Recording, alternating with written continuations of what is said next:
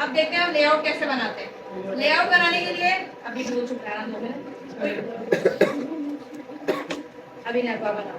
अब HTML तो CSS वाला नैप बार भी ले लें, सही है भाई। नैप बार हेडर फुटर ले लें किसी एक थीम का, ले सबसे पहले बनाएंगे 20 रुपए दे दीजिएगा, किसको 20 रुपए देना, जिससे आप लेंगे ना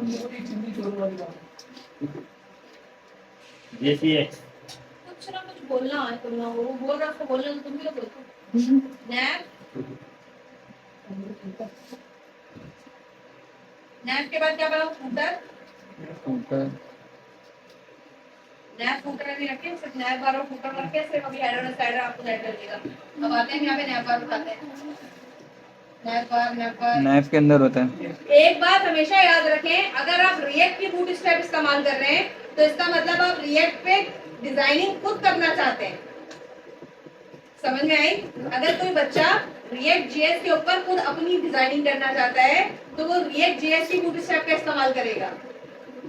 अगर कोई बच्चा ये कहता है मैं बना बनाए टेम्पलेट यूज करना चाहता हूँ HTML की जो थीम्स होती हैं, जैसे PHP में या .NET में आपने इस्तेमाल की, तो उसके लिए आपको NPMI बूटस्ट्रैप नहीं लगाना। टेम्पलेट वाली। 2 चीज, एक चीज क्लियर करना है कि अगर कोई बच्चा रिएक्ट बूटस्ट्रैप इस्तेमाल करता है, ठीक है, तो इसका मतलब है वो सेल्फ डिजाइनिंग कर रहा है।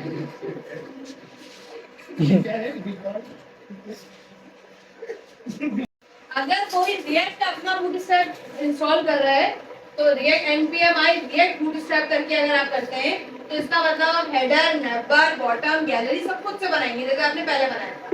अगर कोई बच्चा HTML का टेम्पलेट यूज करना चाहता है, बना बनाया कलर लिप से जाके या किसी भी थीम से जाके आप देते हैं ना, मैंने आपको बोल दिया अगर जिम की वेबसाइट है आप टेम्पलेट उठाएं तो आप तो HTML का टेम्पलेट उठाएंगे ना, उसके लिए 2 चीजें करनी पड़ती हैं। एक JSX to sorry HTML to JSX और एक बूटस्ट्रैप इंस्टॉल करना पड़ता है।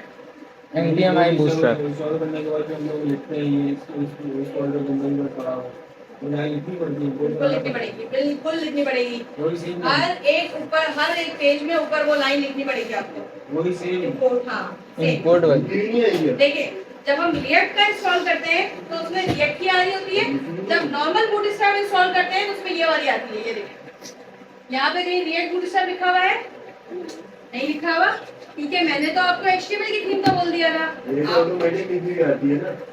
नहीं बेटा, जब भी थीम लगाते हैं तो हमें ये लिखनी पड़ती है, सही है? समझ में आया? जब रिएक्ट का लगाते हैं तो रिएक्ट बूटस्ट्रैप मेंशन करते हैं और उसमें डिजाइनिंग खुद करते हैं। जब बनी बनाई थीम उठाते हैं तो उसमें ये वाली बूटस्ट्रैप ऐड करवाते हैं।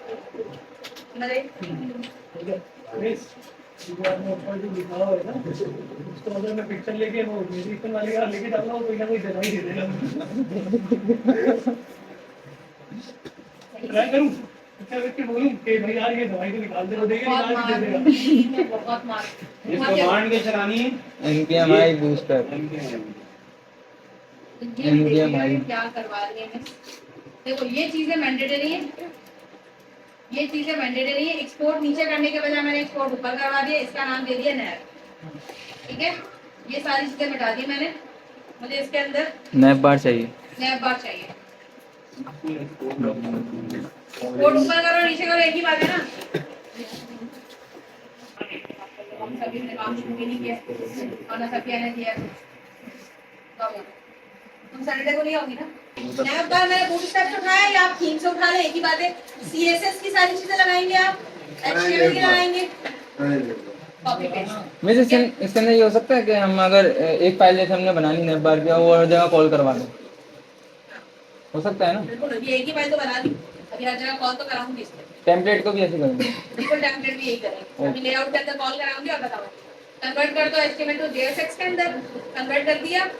अभी नैप बार अलग है और फूटर अलग करवा लेते हैं इसमें से। फूटर कहाँ होता है भाई? चलो सिर्फ नैप बार को ले लो। नैप बार को किधर, फूटर को किधर, पिक्चर को। मैं पूरा लेआउट बनाना सिखा रही हूँ, तुम लोग को रोक रोक के नहीं बनाना सिखाऊंगी। अच्छा, अब एक लेआउट का पेज बनेगा, ठीक है, layout.jsx के नाम से। उसके अंदर आपके क्या क्या इस्तेमाल होंगे? हेडर और फूटर। आउटलेट का मतलब होता है वो कंटेंट जो हर पेज का आना चाहिए होगा। हेडर फुटर हर पेज पे चाहिए ना आपको। हाँ और आउटलेट का क्या मतलब होता है, वो बीच का कंटेंट, जैसे कॉन्टैक्ट अस का पेज चले तो हेडर फुटर के साथ कॉन्टैक्ट अस का पेज है। अच्छा ये अबाउट का पेज चले तो हेडर फुटर के साथ अबाउट की चीजें हैं। आउटलेट से यूज जी इससे लेआउट डिजाइन में यहाँ से लेती हूँ। हाँ बता दूसरा वाला जो पेज है मेरा, तो मैंने ऐसे रखा, यहाँ पर आके बैठाया इसको बोल दिया भाई तुम कॉपीराइट कर दो अपने कॉपीराइट फूटर। सही है, ये फूटर बन गया मेरा। हाँ? ये नैप बार बन गया मेरा। नैप बार में मैंने अभी लिंक्स नहीं लगाए। नैप बार में मैंने अभी लिंक्स नहीं लगाए। नैव लिंक हाँ नैप लिंक्स नहीं लगाए मैंने। यहाँ आती हूँ, राइट क्लिक किया, नहीं राउटर लिंक से तो लेआउट डॉट जीएसएक्स अब लेआउट के अंदर मुझे क्या क्या चीजें चाहिए होंगी? फंक्शन सिर्फ 3 चीज चाहिए होगी, हेडर, आउटलेट और फूटर। तो फंक्शन तो ये नॉर्मली है, कुछ भी नहीं है इसके अंदर, आप भी ले लीजिएगा। मैंने कहा हेडर की फाइल से आएगा, हेडर तो मेरे पास है ही नहीं, तो मैं इसको करती हूँ नैव, क्योंकि मेरे पास नैव की फाइल है। कहाँ से आएगी? नैव बार से। आउटलेट मुझे रिएक्ट राउटर डॉम से मिलेगा और फूटर जो है मुझे फूटर की फाइल से मिलेगा। क्लियर है? यहाँ पर आएंगे हम, इसको देंगे नैव आउटलेट और फूटर। अब मेरी बात सुनो, यहाँ पे अबाउट का पेज चलेगा तो अबाउट के कंटेंट आएगा, नैव फूटर परमानेंट रहेगा। कॉन्टैक्ट का पेज चलेगा तो कॉन्टैक्ट की चीजें आएंगी, जबकि नैव और वो फूटर पेज रन करेंगे वो पेज। हाँ कंट्रोल एस किया इसको।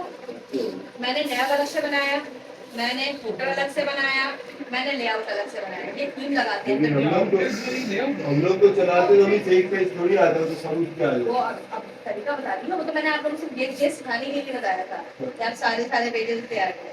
अब देखिए कैसे आएगी, क्योंकि राउटिंग एक एक पेज कैसे आएगा जी अब एक एक पेज मैंने बोला तो रिएक्ट राउटर डाउन से इंपोर्ट करवाया